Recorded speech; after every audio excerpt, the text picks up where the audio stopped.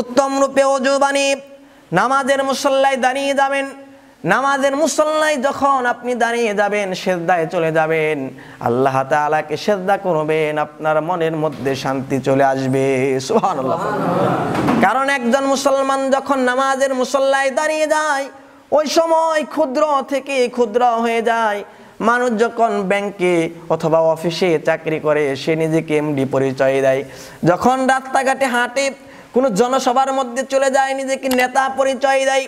যখন নামাজের মুসল্লায় দাঁড়িয়ে যায়, সে সবচাইতে ক্ষুদ্র হয়ে যায়। কারণ এই বিশাল আকাশের মালিক আল্লাহ, জমিনের মালিক আল্লাহ, বিস্তৃত জমিনের মালিক আল্লাহ, সে আল্লাহ কোনোদিন মৃত্যুবরণ করবেন না।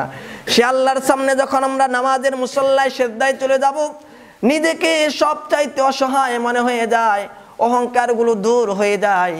ওই সময় যদি আল্লাহ তাআলাকে উত্তম রূপে সিজদা করতে পারে, চোখের পানি ছেড়ে দিয়ে কান্না করতে পারে, তাহলে কান্নার মধ্যে এত মায়া, এত মহব্বত, এত মধু রয়েছে, কান্না করার সঙ্গে সঙ্গে আল্লাহ তাআলা মনের অশান্তিগুলোকে দূর করে দেন। সাল্লু আলাইহি ওয়া সাল্লিমু তাসলিমা। সকলে দুরূদ ইব্রাহিম পড়ি। আল্লাহুম্মা সাল্লি আলা মুহাম্মাদ ওয়া আলা আলি মুহাম্মাদ কামা সাল্লাইতা আলা ইব্রাহিম ওয়া আলা আলি ইব্রাহিম ইন্নাকা হামিদুম মাজিদ। আল্লাহুম্মা বারিক আলা মুহাম্মাদ ওয়া আলা আলি মুহাম্মাদ কামা বারাকতা আলা ইব্রাহিম ওয়া আলা আলি ইব্রাহিম ইন্নাকা হামিদুম মাজিদ।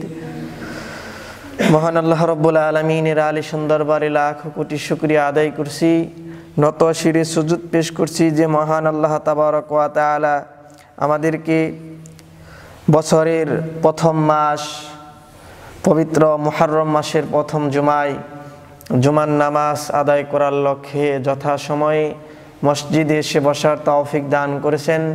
এজন্য মহান মুনিবের শেখানো কণ্ঠে শুকর গুজার করছি। সকলে জবান ছেড়ে দিয়ে একযোগে পড়ছি আলহামদুলিল্লাহ। সকলেই পড়ি রব্বানা লাকাল হামদ হামদান কাসীরা তাইয়িবান মুবারাকান ফীহি রব্বানা লাকাল হামদু কামা ইয়ানবাগি লিজালালি ওয়াজহিকা ওয়া আযীমি সুলতানিকা। আল্লাহ রাব্বুল আলামিন আজকের জুমার নামাজকে কবুল করুক, আমরা পড়ি আমিন। সম্মানিত মুসল্লিবৃন্দ, আমরা বছরের প্রথম মাস, গুরুত্বপূর্ণ একটি মাস আমরা পেয়েছি। বছরের শুরুর দিক থেকে যে মাসটি প্রথম, সেই মাসটির নাম মুহররম মাস। কিন্তু আমরা অধিকাংশ মুসলমান এ সম্পর্কে গাফেল। অনেকে আমরা জানি না এই মাসটা কোন মাস। অনেকে আমরা জানি জুলাই মাস, অনেকেই জানি আষাঢ় শ্রাবণ মাস।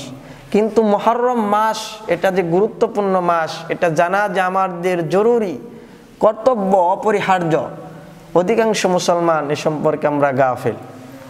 মুহররম মাসকে আল্লাহ রাব্বুল আলামিন বলেছেন, আল্লাহ তাআলা নিজের মাস হিসেবে চিহ্নিত করেছেন। আল্লাহ তাআলা নিজে বলেছেন, আফদালিস সিয়ামি বাদা রমাদান শাহরুল্লাহিল মুহররম। আল্লাহ তাআলা বলেছেন, বছরের 12টি মাসের মধ্যে একটি মাস, গুরুত্বপূর্ণ মাস হচ্ছে রমজান মাস। রমজানের রোজা হচ্ছে ফরজ রোজা। রমজানের পরে সবচাইতে গুরুত্বপূর্ণ রোজা যেই মাসটি, সেই মাসটি আল্লাহ তাআলা নিজেই বলেছেন শাহরুল্লাহিল মুহররম, আল্লাহর মাস। সুবহানাল্লাহ পড়ে। সুবহানাল্লাহ। মুহররম মাস কার মাস? আল্লাহর মাস। তাহলে বাকি 11টি মাস কার? এই বাকি 11টি মাসও আল্লাহ তাআলার মাস। যেরকম কোম্পানির যিনি এমডি থাকেন, তিনি তো কর্মকর্তাদের বেতন নির্ধারণ করেন, ঠিক কিনা? তিনি বেতন নির্ধারণ করেন। তিনি যদি বলেন যে কর্মকর্তা কর্মচারীদের বেতন তোমরা সবাই দিয়ে দাও, কিন্তু একজনের বেতন, সুলমুদ্দির বেতন আমি নিজে দিব, তাহলে এটা স্পেশাল হয়ে যায়। ঠিক তেমনি ভাবে আল্লাহ রাব্বুল আলামিন বলেছেন 11টি মাসও আমার মাস, কিন্তু মুহররম মাসকে আল্লাহ রাব্বুল আলামিন একদিকে নির্দিষ্ট করে চিহ্নিত করে বলেছেন শাহরুল্লাহিল মুহররম, অর্থাৎ মুহররম মাসটি আমি আল্লাহ তাআলার মাস। মুহররম মাসও আল্লাহর মাস, বাকি 11টি মাসও কার মাস? আল্লাহর মাস। কিন্তু মুহররম মাসকে আল্লাহ তাআলা বলেছেন আমার মাস, শাহরুল্লাহিল মুহররম, অধিক সম্মান দিয়েছেন। জোরে বলেন সুবহানাল্লাহ। এই মাসের আমাদের ফার্স্ট কাজ হচ্ছে আশুরার দিন অর্থাৎ 10 তারিখে রোজা রাখা। এই রোজা আমরা একদিন রাখবো না, এটি আমাদের 2 দিন করতে হবে, কারণ আল্লাহর হাবিব সাল্লাল্লাহু আলাইহি ওয়াসাল্লাম এই রোজাকে 2 দিন করার জন্য বলছেন। অর্থাৎ মুহররমের 10 তারিখের আগের দিন অথবা পরের দিন অ্যাড করে 9, 10 অথবা 10, 11 এই 2 দিন রোজা রাখার প্রতি আল্লাহর হাবিব সাল্লাল্লাহু আলাইহি ওয়াসাল্লাম পরামর্শ দিয়েছেন। জোরে বলেন সুবহানাল্লাহ। এই মুহররম মাস এত গুরুত্বপূর্ণ মাস। আল্লাহর হাবিব সাল্লাল্লাহু আলাইহি ওয়াসাল্লাম মুহররমের আশুরার রোজার ব্যাপারে বলেছেন সিয়ামি ইয়াউমি আশুরা আহতাসিবু আলাল্লাহি আইয়ুকাফিরুস সানাতাল্লাতী ক্বাবলাহ। অর্থাৎ কেউ যদি মুহররম মাসের আশুরার দিন রোজা রাখে তাহলে তার পূর্বের 1 বছরের গুনাহ আল্লাহ তাআলা মাফ করে দেন। জোরে বলেন সুবহানাল্লাহ। এত অফার আল্লাহ রাব্বুল আলামিন এই রোজার মধ্যে দিয়েছেন। যেরকম মাঝে মাঝেই দেখবেন সিম কোম্পানি অফার দেয় যে এই কয় জিবি কিনলে এই কয় মিনিট ফ্রি, এরকম অফার দেয় না? এই অফার কিন্তু আমরা কেউ ছেড়ে দেই না। আল্লাহ তাআলা ঠিক তেমনিভাবে আমাদেরকে অফার দিয়েছেন যে তোমাদের হায়াত তো একেবারে কম। হযরতে আদম থেকে শুরু করে আমাদের নবী জনাবে মুহাম্মদুর রাসূলুল্লাহ সকলে সাল্লাল্লাহু আলাইহি ওয়াসাল্লাম পর্যন্ত যে কয়েকজন নবী এবং রাসূল দুনিয়াতে এসেছেন সবচাইতে কম হায়াত কোন নবী পেয়েছেন? মুহাম্মদ সাল্লাল্লাহু আলাইহি ওয়াসাল্লাম সবচাইতে কম হায়াত পেয়েছেন, কিন্তু সবচাইতে বেশি কাজ করেছেন। সবচাইতে কম হায়াত পেয়েছেন কিন্তু সবচাইতে বেশি সফল হয়েছেন মুহাম্মদুর রাসূলুল্লাহ সাল্লাল্লাহু আলাইহি ওয়াসাল্লাম। সবচাইতে কম হায়াত পেয়েছেন কিন্তু মর্যাদার দিক থেকে সবচাইতে সম্মানিত ছিলেন মুহাম্মদুর রাসূলুল্লাহ সাল্লাল্লাহু আলাইহি ওয়াসাল্লাম। অতএব হায়াত শুধু লম্বা হলে চলবে না, একটা বিষয় আমাদের মাথার মধ্যে রাখতে হবে। আমাদের নবী সাল্লাল্লাহু আলাইহি ওয়াসাল্লাম কত বছর হায়াত পেয়েছিলেন? 63 বছর 9 ঘন্টা একটা বর্ণনার মধ্যে পাওয়া যায়। অর্থাৎ 63 বছর বয়সে আল্লাহর হাবিব সাল্লাল্লাহু আলাইহি ওয়াসাল্লাম তিনি সফল হয়েছেন। অর্থাৎ এখান থেকে একটা বিষয় আমাদের বুঝতে হবে, 63 বছর যাদের ওভার হয়েছে তারা যদি পরিবর্তন না হয়, অধিকাংশ মুসলমানের বয়স দেখবেন 60 বছর পার হয়েছে কিন্তু গালের মধ্যে দাড়ি নাই, মাথার মধ্যে টুপি নাই, পরনে লম্বা জামা থাকে না, সুন্নতগুলোকে ফলো করতে চায় না। বলে আমি দাড়ি রাখবো, আমি তো মেয়ে বিবাহ দেই নাই। আমি দাড়ি রাখবো, আমি তো হজ করি নাই। আমি দাড়ি রাখবো, দাড়ি রাখলে অনেকে মনে করে আমাকে হুজুর বলবে, অনেকে মনে করে আমাকে জঙ্গি বলবে, আমাকে আটকে ফেলবে। দাড়ি রাখার কারণে যদি আপনাকে মানুষ মৌলবাদী বলে তাহলে আপনি মনে করবেন যে আল্লাহর হাবিব সাল্লাল্লাহু আলাইহি ওয়াসাল্লামের একটা সুন্নতকে আপনি আদায় করেছেন। সুবহানাল্লাহ। সবচাইতে বেশি গালি খেয়েছেন মুহাম্মদুর রাসূলুল্লাহ সাল্লাল্লাহু আলাইহি ওয়াসাল্লাম। এখনো আমার নবীদিকে গালমন্দ করে এমন মানুষ সমাজের মধ্যে আছে না নাই? এই তো গত কয়েকদিন আগে এক কুলাঙ্গার আমার রাসূল সাল্লাল্লাহু আলাইহি ওয়াসাল্লামকে নিয়ে গালমন্দ করেছে, কটূক্তি করেছে। দলমত নির্বিশেষে সকলেই আমরা মুহাম্মদুর রাসূলুল্লাহ সাল্লাল্লাহু আলাইহি ওয়াসাল্লামকে নিজের জীবনের চাইতে অধিক ভালোবাসি, ঠিক কি না? আর যদি কেউ মুহাম্মদুর রাসূলুল্লাহ সাল্লাল্লাহু আলাইহি ওয়াসাল্লামকে নিজের জীবনের চাইতে অধিক ভালোবাসতে না পারে তার মধ্যে ঈমানই নাই। এজন্য আমরা সরকারকে বলবো, যার যার অবস্থান থেকে আমরা প্রতিবাদের ঝড় তুলবো। যেই কুলাঙ্গার আমার হাবিব সাল্লাল্লাহু আলাইহি ওয়াসাল্লামকে গালমন্দ করেছে তাকে প্রকাশ্যে তওবা করে ফিরে আসতে হবে, আর যদি তওবা না করে তার বিচার কার্যকর করতে হবে, ঠিক কি না? কারণ মুহাম্মদুর রাসূলুল্লাহ সাল্লাল্লাহু আলাইহি ওয়াসাল্লামকে গালি দিলে তার উম্মতের কলিজার মধ্যে লেগে যায়। সম্মানিত হাজিরিন, যে কথাগুলো বলতেছিলাম, আমার রাসূল সাল্লাল্লাহু আলাইহি ওয়াসাল্লাম সবচাইতে বেশি গালি খেয়েছেন। যেই মানুষটা সমাজের মধ্যে সবচাইতে ভালো হবে সেই মানুষের শত্রু আছে না নাই? আর আপনি ভাববেন আমি ভালো মানুষ, আমার শত্রু নাই, আপনি ভালো হতে পারেন নাই। আপনি যদি ভালো মানুষ হন আপনার পিছনে শত্রু থাকবেই। একটা টিম তো সব সময় যেই মানুষ ভালো তার পিছনে সর্বদা লেগে থাকে, কিন্তু আপনার মনে করতে হবে হকের পথ থেকে আপনার পিছপা হওয়া যাবে না, সত্যের পথে আপনার অটল এবং অবিচল থাকতে হবে, ঠিক কি না? সত্যের পথ থেকে আমাদের দূরে সরা যাবে না। এই জন্য আল্লাহ রাব্বুল আলামিন বলেন, তাআওয়ানু আলাল বিররি ওয়াত তাকওয়া ওয়া লা তাআওয়ানু আলাল ইসমি ওয়াল উদওয়ান। যেই সমস্ত মানুষ ভালো কাজ করে তাদেরকে তোমরা ভালো কাজে সাহায্য সহযোগিতা করো, আর যেই কাজটা গুনাহের কাজ, যেই কাজটা পাপ কাজ, নিন্দনীয় কাজ, সেই কাজে মানুষদেরকে তুমি সাহায্য সহযোগিতা করো না। সুবহানাল্লাহ, সুবহানাল্লাহ। আল্লাহ রাব্বুল আলামিন আরেকটা ছোট্ট সূরার মধ্যে সুন্দর করে বলেন, কমন একটা সূরা, এই সূরা দিয়ে যদি কেউ নিজের জীবনকে সেটিং করতে পারে, পারিবারিক জীবন, রাষ্ট্রীয় জীবন পরিচালনা করতে পারে, আল্লাহ রাব্বুল আলামিনের 8টা জান্নাত ওই বান্দার জন্য অপেক্ষা করবে। বলেন সুবহানাল্লাহ।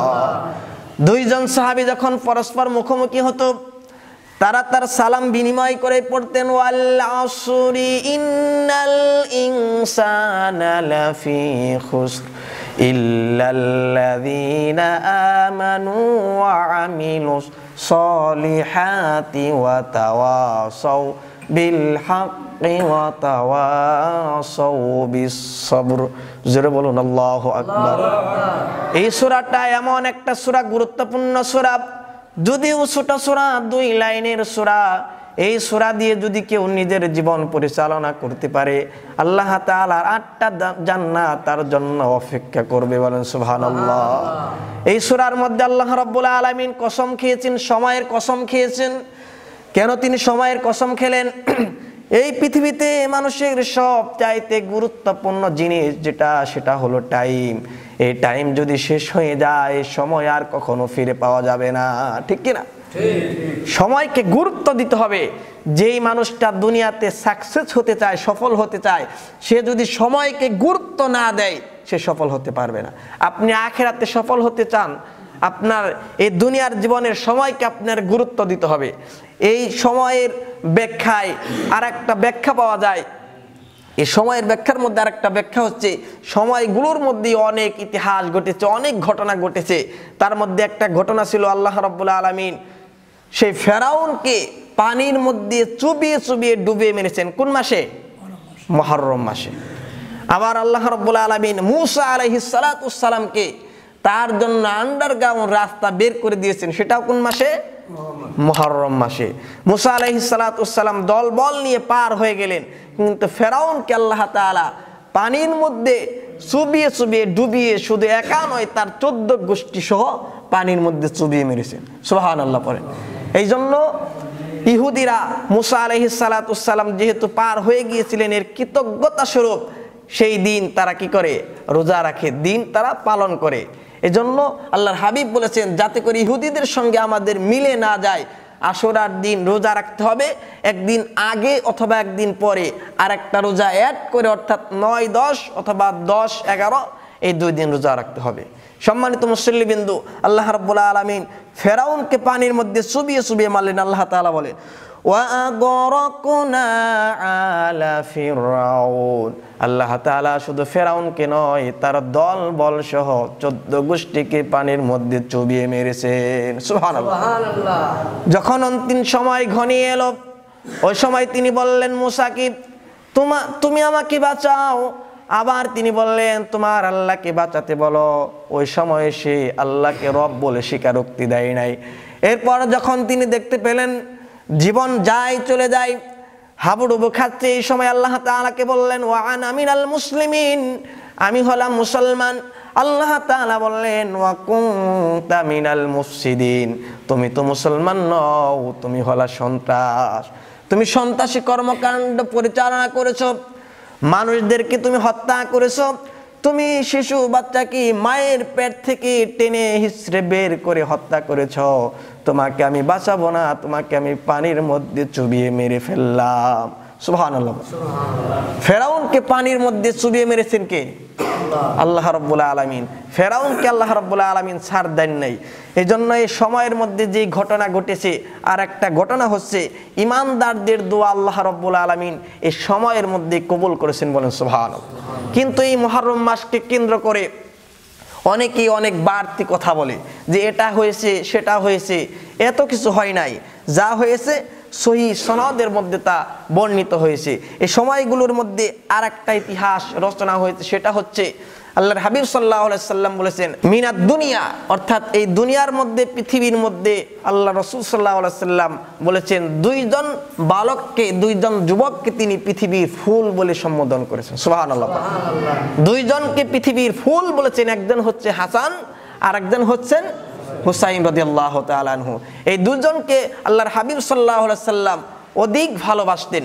কিন্তু এই দুইজনের মধ্যে হযরতে হুসাইন রাদিয়াল্লাহু তাআলা আনহুকে শাহাদাত বরণ করতে হয়েছে। সেটাও কোন মাসে? এই মুহররম মাসে তাকে শহীদ হতে হয়েছে। হযরতে হুসাইন রাদিয়াল্লাহু তাআলা আনহু এবং হাসান রাদিয়াল্লাহু তাআলা আনহুর ব্যাপারে নবীজি সাল্লাল্লাহু আলাইহি সাল্লাম বলেছেন তারা হচ্ছেন এই দুনিয়ার দুইটা ফুল। ফুল কি সুগন্ধময় হয় না দুর্গন্ধময় হয়? সুগন্ধময় হয়। সেই সুগন্ধময় দুটি ফুলের বিশেষ করে একজন হযরতে হুসাইন রাদিয়াল্লাহু তাআলা আনহুকে নির্মমভাবে হত্যা করেছিল কাফের নাকি মুশরিক? কে মেরেছে? মুসলমান নামদারি মুনাফিক। এগুলো এখনো সমাজের মধ্যে আছে না নাই? এখনো আছে। এজন্য আপনি এজিদি কর্মকাণ্ড অন্তরের মধ্যে লালন করে আপনি রোজা রাখবেন, আপনার রোজা কবুল হবে না। আপনি এজিদি কর্মকাণ্ড লালন করে, মস্তিষ্কপ্রসূত কর্মকাণ্ড অন্তরের মধ্যে লালন করে আপনি যত রোজা রাখেন না কেন আল্লাহ তাআলার কাছ থেকে আপনি প্রাপ্তি পাবেন না। এজন্য কোন একজন লোক হযরতে আব্দুল্লাহ ইবনে ওমর রাদিয়াল্লাহু তাআলা আনহুর কাছে এসে বললেন, ইবনে ওমর, যদি মশার রক্ত গায়ের মধ্যে লাগে তাহলে কি ওযু থাকবে? ওই সময় তিনি প্রশ্ন করলেন, তোমার বাড়ি কোথায়? তিনি বললেন, আমার বাড়ি তো ইরাক, আমার বাড়ি ইরাকে। তখন হযরত ওমর রাদিয়াল্লাহু তাআলা আনহু বললেন, তোমার বাড়ি যদি ইরাকের কুফা নগরীতে হয় তাহলে তোমার এই প্রশ্ন করা উচিত হয় নাই। তোমার প্রশ্ন করা উচিত ছিল যে হুসাইন রাদিয়াল্লাহু তাআলা আনহুর গা থেকে কেন রক্ত ঝরেছে। সে প্রশ্ন করতে, মশার রক্ত যদি গায়ে লাগে তাহলে কি ওযু থাকবে? তোমার উচিত ছিল এই প্রশ্ন না করে প্রশ্ন করা উচিত ছিল যে হুসাইনের শরীর থেকে কেন রক্ত ঝরেছে। এই প্রশ্ন যদি কেউ করে, এই প্রশ্নের জবাব আছে না নাই? জবাব আছে। কিন্তু যেই প্রশ্ন আমাদের করতে হবে সেই প্রশ্ন না করে যেই প্রশ্ন করা আমাদের জরুরি নয় এই সমস্ত প্রশ্ন আমরা করি। আমরা প্রশ্ন করি যে টুপি কি লম্বা টুপি হবে না গোল টুপি মাথায় দিতে হবে? জুব্বা কি পরবো, গোল জুব্বা পরবো না ফাটা পাঞ্জাবি পরবো? খাবার শেষে মিষ্টি এটা কি খাওয়া সুন্নত? এগুলো নিয়ে আমরা অযাচিত প্রশ্ন করি। এগুলো প্রশ্ন করার কোনো দরকারই নাই। প্রশ্ন করে জুব্বা পরবো না ফাটা পাঞ্জাবি পরবো, এগুলো নিয়ে ঘন্টার পর ঘন্টা বক্তব্য দেওয়া হয়। এগুলো বক্তব্য দেওয়ার কোনো দরকার নেই। সাহাবায়ে কেরাম তারা জুব্বা পরবেন কোথায়? গায়ের মধ্যে তারা জামা পর্যন্ত, কাপড় পর্যন্ত পান নাই। হযরতে মুসআব রাদিয়াল্লাহু তাআলা আনহু তিনি যখন যুদ্ধের ময়দানে চলে গেলেন, তার জীবনটা এত সুন্দর ছিল, তিনি একটা জামা 2 দিন ব্যবহার করতেন না। যেই আতর, যেই পারফিউম একদিন ব্যবহার করতেন, দ্বিতীয় দিন সেই আতর, সেই পারফিউম ব্যবহার করতেন না। যুদ্ধের ময়দানে চলে গেলেন, গায়ের মধ্যে কোনো রকম একটা চাদর ঝুলিয়ে যুদ্ধের ময়দানে হাজিরা দিলেন। যুদ্ধের ময়দানে গিয়ে হযরতে মুসআব রাদিয়াল্লাহু তাআলা আনহু যুদ্ধ করতেছিলেন। এমন সময় কাফের বেঈমানেরা হাত কেটে নিল, পা কেটে নিল, চক্ষু উঠিয়ে নিল। এক পর্যায়ে শাহাদাত বরণ করলেন। সাহাবায়ে কেরাম নবীজির কাছে বললেন, ইয়া রাসূলুল্লাহ, ইয়া হাবিবাল্লাহ, মুসআব তো দুনিয়ার জমিন থেকে বিদায় হয়েছে, গায়ের মধ্যে তেমন কোনো কাপড় নাই। সাধারণত যারা আল্লাহর রাস্তায় যুদ্ধ করতে গিয়ে শহীদ হয়ে যায় তাদেরকে যেই কাপড় গায়ে দিয়ে শাহাদাত বরণ করে রক্তমাখা শরীর নিয়ে, রক্তমাখা জামা নিয়ে তাদেরকে কবরস্থ করা হয়। কারণ কিয়ামতের ময়দানে আল্লাহ রাব্বুল আলামিনের সামনে যখন রক্তমাখা শরীর নিয়ে, রক্তমাখা জামা নিয়ে উঠে যাবে, ওই সময় আল্লাহ রাব্বুল আলামিন তাকে প্রশ্ন করবেন, বান্দা তোমার অবস্থা এমন কেন হয়েছে? হযরতে মুসআব সেদিন বলবেন, রব্বুল আলামিন তোমাকে খুশি করার জন্য, তোমার হাবিবকে খুশি করার জন্য আল্লাহ তোমার রাস্তায় দিন কায়েমের জন্য সংগ্রাম করেছি, এই জন্য আমার অবস্থা আজকে এরকম হয়েছে। আল্লাহ তাআলা সেদিন বলবে, ও মুসা, আজকে দুনিয়ার মানুষদেরকে বিচার করা হবে, কিন্তু তোমার কোনো বিচার হবে না, সরাসরি বিনা হিসাবে তুমি আমি আল্লাহর জান্নাতে ঢুকে যাও। সুবহানাল্লাহ পড়ে। সেই মুসা রাদিয়াল্লাহু তাআলা আনহুর গায়ের মধ্যে তেমন কোনো কাপড় নাই, শুধুমাত্র একটা চাদর গায়ের মধ্যে দিয়ে নিয়ে যুদ্ধের ময়দানে হাজিরা দিয়েছিলেন। তিনি যখন শহীদ হয়ে গেলেন, নবীজির কানের মধ্যে আওয়াজ দেওয়া হলো, ইয়া রাসূলুল্লাহ, ইয়া হাবিবাল্লাহ, মুসআব দুনিয়া থেকে বিদায় হয়েছে। তার গায়ে তো তেমন কাপড় নাই, আমরা কি করব? কোন রকম একটা চাদর গায়ের মধ্যে, মাথা ডাকলে পা ঢাকে না, পা ডাকলে মাথা ডাকে না। নবীজি বললেন, সাহাবীরা রে, ওই যে দেখো উহুদ যুদ্ধের প্রান্তরে ইসখির নামক ঘাস রয়েছে, সেই ঘাস দিয়ে কোন রকম তোমরা চাদর দিয়ে মাথা ঢেকে দাও, নিচের দিকে যে অংশ ফাঁকা থেকে যায় সেই অংশ তোমরা ইসখির নামক ঘাস দিয়ে ঢেকে তাকে তোমরা কবরস্থ করো। সুবহানাল্লাহ। তারা গায়ের মধ্যে কাপড় পান নাই, কিন্তু আমরা দেখা যায় জামা নিয়ে, টুপি নিয়ে, জুব্বা নিয়ে দ্বন্দ্ব করি। নবীজির সুন্নাত নিয়ে, ব্যবহৃত সুন্নত নিয়ে আমরা যেরকম নাড়াচাড়া করি, টানা হেঁচড়া করি, আমাদের উচিত ছিল নবীজির সেই ব্যবহারকৃত সুন্নত নিয়ে টানা হেঁচড়া না করে তার আদর্শিত সুন্নাহ নিয়ে আমাদের চিন্তা ভাবনা করা, ঠিক কি না? কিন্তু আমরা সেগুলো করি না। যেগুলো নিয়ে আমাদের চিন্তা ভাবনা করতে হবে সেগুলো নিয়ে আমরা মুসলমান চিন্তা না করে, যেগুলো নিয়ে আমাদের চিন্তা করার কোনো দরকার নাই, সেগুলো নিয়ে আজকে মুসলমান আমরা ব্যস্ত হয়ে পড়েছি। সম্মানিত হাজিরিন, যেগুলো নিয়ে আমাদের চিন্তা করতে হবে সেগুলো নিয়ে আমাদের চিন্তা করা দরকার। অযাচিত কোনো প্রশ্ন কাউকে করা ঠিক নয়। সম্মানিত হাজিরিন, যেহেতু মুহররম মাস থেকে আমি কিছু কথা বলার চেষ্টা করেছি, যেখান থেকে আমি তেলাওয়াত করেছি সূরা তাওবার 36 নম্বর আয়াত। আল্লাহ রাব্বুল আলামিন এক বছরের মধ্যে কয় মাস দিয়েছেন? এক বছর সমান কয় মাস? 12 মাস।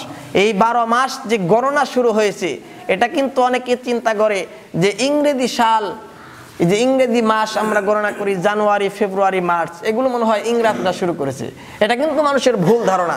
যেদিন থেকে আকাশ সৃষ্টি করেছেন সেদিন থেকেই গণনা শুরু হয়েছে। সুবহানাল্লাহ পড়ে।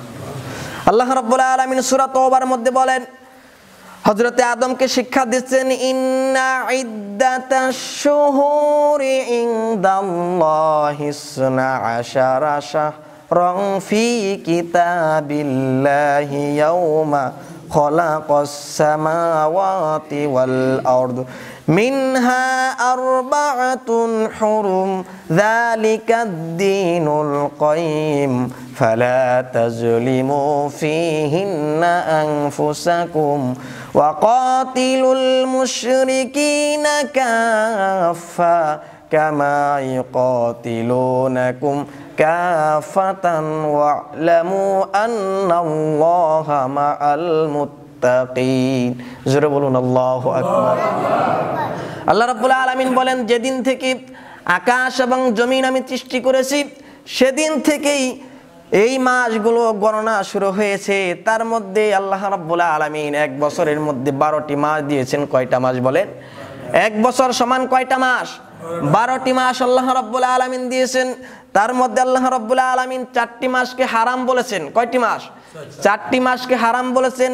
একটা হলো জিলকদ, আর একটা হলো জিলহজ, আর একটা হলো মুহররম, আর একটা হলো রজব।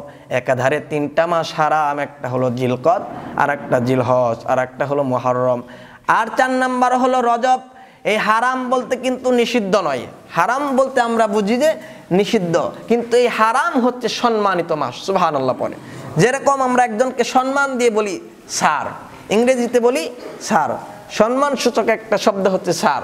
আর বাংলায় বলি জনাব, আরবিতে বলি মুহতারাম। মুহতারাম শব্দ থেকে এসেছে হারাম। এই 4টি মাসকে আল্লাহ রাব্বুল আলামিন হারাম বলেছেন, সম্মানিত মাস। এই 4 মাসের মধ্যে আল্লাহ রাব্বুল আলামিন বলেছেন, ওয়ালা ফালা তাজলিমু ফীহিন্না আনফুসাকুম, অর্থাৎ এই 4 মাসের মধ্যে তোমরা জুলুম করো না। সুবহানাল্লাহ পড়ে। কিন্তু এই 4 মাস যে হারাম মাস, এই কোন 4 মাস সেটা তো আমরা জানি না। কখন মুহররম মাসে, কখন জিলকদ, কখন জিলহজ যায়, আমরা অধিকাংশ মুসলমান আমরা খেয়ালই করি না, ঠিক কি না? এই জন্য যখন আমরা মাস গণনা করব, আগে কি বাংলা ইংরাজি গণনা করব না আরবি গণনা করব? আরবি গণনা করতে হবে, কারণ আরবি মাসের সঙ্গে, চন্দ্র মাসের সঙ্গে আমাদের ইবাদত বন্দেগীর সম্পর্ক, ঠিক কি না? এই যে রমজান মাসে রোজা রাখি, চাঁদ দেখে রাখি না? এই যে কুরবানি করি, এগুলো কিন্তু চাঁদ দেখে হয়, অর্থাৎ ইবাদত এগুলো চন্দ্র মাসের সঙ্গে সম্পর্কিত। এই জন্য হযরত ওমর রাদিয়াল্লাহু তাআলা আনহু আরবি বছর, এটা হিজরি বছরের প্রচলন শুরু করেছেন। এই জন্য আমাদের হিজরি বছর থেকে এগুলোই আমাদের গণনা করা দরকার। সম্মানিত হাজিরিন, এই 4টি মাস হচ্ছে হারাম মাস। কয়টি মাস? 1 নাম্বার জিলকদ, একাধারে 3 মাস, জিলকদ, জিলহজ, মুহররম, এরপরে হচ্ছে রজব মাস। এই 4টি মাস হচ্ছে হারাম মাস। এই 4 মাসের মধ্যে গুরুত্বপূর্ণ একটি মাসের নাম হচ্ছে মুহররম মাস। এই মুহররম মাসে আশুরার দিন শুধু আমরা রোজা রাখবো না, অর্থাৎ নবীজি সাল্লাল্লাহু আলাইহি সাল্লাম যে রোজা রেখেছেন সপ্তাহে 2 দিন, সোমবার, বৃহস্পতিবার, আবার চন্দ্র মাসের আপনার 13, 14, 15 এই 3 দিন কিন্তু আল্লাহর হাবিব সাল্লাল্লাহু আলাইহি ওয়াসাল্লাম রোজা রাখতেন। সুবহানাল্লাহ পড়ে। এই জন্য এই দিনগুলোতে আমাদের রোজা রাখতে হবে। আর একটা বিষয় আমাদের খেয়াল করতে হবে, মুহররম মাসে বেশি বেশি কোরআন তিলাওয়াত করতে হবে, বেশি বেশি জিকির আজকার করতে হবে। আর সবচাইতে উত্তম জিকির হচ্ছে কোরআন তিলাওয়াত করা। জোরে বলেন সুবহানাল্লাহ। আপনি নিয়মিত সূরা ইয়াসিন তিলাওয়াত করবেন, বেশি বেশি কোরআন পড়বেন, আপনার বাবা কবর থেকে আপনার বোনাস পেয়ে যাবে। সুবহানাল্লাহ পড়ে। আর পাপ কাজ করবেন, কবর থেকে সেটাও পাবে। এই জন্য পাপ থেকে নিজের জীবনকে গুটিয়ে রাখতে হবে। সম্মানিত হাজিরিন, আর একটা বিষয় হচ্ছে যে মনের অশান্তি চলে আসে, অশান্তি দূর করার জন্য 3 টিপসের কথা বলবো। মনের অশান্তি দূর করে প্রকৃত শান্তি পাওয়া যাবে জান্নাতে নাকি দুনিয়ায়? মনের শান্তি, প্রকৃত শান্তি কোথায়? জান্নাতে না দুনিয়ায়? জান্নাতে। অর্থাৎ দুনিয়াতেও অনেক মানুষের মধ্যে দেখবেন অশান্তি সৃষ্টি হয়ে যায়। অশান্তি দূর করার জন্য 3টি টিপসের কথা বলবো। 1 নাম্বার হচ্ছে ওযু করতে হবে। ওযু করে নামাজের মুসল্লায় দাঁড়িয়ে যেতে হবে। উত্তম রূপে ওযু বানিয়ে নামাজের মুসল্লায় দাঁড়িয়ে যাবেন। নামাজের মুসল্লায় যখন আপনি দাঁড়িয়ে যাবেন, সিজদায় চলে যাবেন, আল্লাহ তাআলাকে সিজদা করবেন, আপনার মনের মধ্যে শান্তি চলে আসবে। সুবহানাল্লাহ। কারণ একজন মুসলমান যখন নামাজের মুসল্লায় দাঁড়িয়ে যায়, ওই সময় ক্ষুদ্র থেকে ক্ষুদ্র হয়ে যায়। মানুষ যখন ব্যাংকে অথবা অফিসে চাকরি করে, সে নিজেকে এমডি পরিচয় দেয়। যখন রাস্তাঘাটে হাঁটে, কোনো জনসভার মধ্যে চলে যায়, নিজেকে নেতা পরিচয় দেয়। যখন নামাজের মুসল্লায় দাঁড়িয়ে যায়, সে সবচাইতে ক্ষুদ্র হয়ে যায়। কারণ এই বিশাল আকাশের মালিক আল্লাহ, জমিনের মালিক আল্লাহ, বিস্তৃত জমিনের মালিক আল্লাহ, সে আল্লাহ কোনোদিন মৃত্যুবরণ করবেন না। সে আল্লাহর সামনে যখন আমরা নামাজের মুসল্লায় সিজদায় চলে যাব, নিজেকে সবচাইতে অসহায় মনে হয়ে যায়, অহংকারগুলো দূর হয়ে যায়। ওই সময় যদি আল্লাহ তাআলাকে উত্তম রূপে সিজদা করতে পারে, চোখের পানি ছেড়ে দিয়ে কান্না করতে পারে, তাহলে কান্নার মধ্যে এত মায়া, এত মহব্বত, এত মধু রয়েছে, কান্না করার সঙ্গে সঙ্গে আল্লাহ তাআলা মনের অশান্তিগুলোকে দূর করে দেন। সুবহানাল্লাহ। আপনি নামাজের মুসল্লায় কান্না করবেন। হাদিসের মধ্যে এসেছে, কেউ যদি জাহান্নামের আগুনের ভয়ে 1 ফোঁটা চোখের পানি ছেড়ে দিতে পারে, 1 ফোঁটা চোখের পানির পাওয়ার এত শক্তিশালী, আল্লাহ রাব্বুল আলামিন জাহান্নাম, 7টা জাহান্নামের আগুনকে নিভিয়ে দিতে পারেন। সুবহানাল্লাহ। কান্না করতে হবে বেশি বেশি। 2 নাম্বার টিপস হচ্ছে জিকির আজকার, দরুদ শরীফ পড়তে হবে। আল্লাহুম্মা সাল্লি আলা মুহাম্মাদ ওয়া আলা আলি মুহাম্মাদ, দরুদ ইব্রাহিম পড়তে হবে। আর 3 নাম্বার তো আগেই বললাম, বেশি বেশি কোরআন তেলাওয়াত করতে হবে। আর সর্বদা সব সময় আমাদের জিকির নিয়ে ব্যস্ত হতে হবে। সুবহানাল্লাহ। সুবহানাল্লাহ। বাজার গিয়েও জিকির করার দরকার আমাদের আছে না নাই? বাজারে গিয়ে যদি কেউ একটা আমল করতে পারে, সেটা হলো কেউ যদি বলতে পারে, সেটা হচ্ছে ক্বালা লা ইলাহা ইল্লাল্লাহ ওয়াহদাহু লা শারীকা লাহু লাহুল মুলকু ওয়া লাহুল হামদু ইহয়ী ওয়া ইউমীত ওয়া হুয়াল হাইয়্যু লা ইয়ামুত বিয়াদিহিল খায়র ওয়া হুয়া আলা কুল্লি শাইইন কাদির। এই দোয়াটা যদি কেউ বাজারে গিয়ে পড়তে পারে, একবার পড়লে আল্লাহ তাআলা 1 লক্ষ থেকে 10 লক্ষ সওয়াব তার আমলনামায় লিখে দেন। সুবহানাল্লাহ। আর 1 থেকে 10 লক্ষ পদমর্যাদা আল্লাহ তাআলা তাকে বাড়িয়ে দেন। 1 লক্ষ থেকে 10 লক্ষ গুনাহ খাতা আল্লাহ রাব্বুল আলামিন তার আমলনামায় থেকে কাট করে দেন। সুবহানাল্লাহ। এটা আমাদের মুখস্থ রাখতে হবে। বাজারে গিয়ে যদি এই জিকির কেউ করতে পারে, আবার অধিকাংশ সময় দেখবেন মানুষকে জিনে আসর করে না? জিন নামক সূরা আল্লাহ রাব্বুল আলামিন আমাদেরকে উপহার দিয়েছেন। এই জিন নামক সূরা আল্লাহ তাআলা উপহার দিলেন কেন? মানুষকে অধিকাংশ সময় জিনে আসর করে। ওই সময় যদি কেউ পড়তে পারে কুল আউযু বিরাব্বিন নাসি মালিকিন নাসি ইলাহিন নাস মিন শাররিল ওয়াসওয়াসিল খান্নাস আল্লাযী ইওয়াসউইসু ফি সুদুরিন নাস মিনাল জিন্নাতি ওয়ান নাস। জোরে বলুন আল্লাহু আকবার। মানুষ এবং জিনের পক্ষ থেকে ওয়াসওয়াসা আসে। ওই সময় যদি কেউ সূরা নাস পড়তে পারে, আল্লাহ রাব্বুল আলামিন জিনের আসর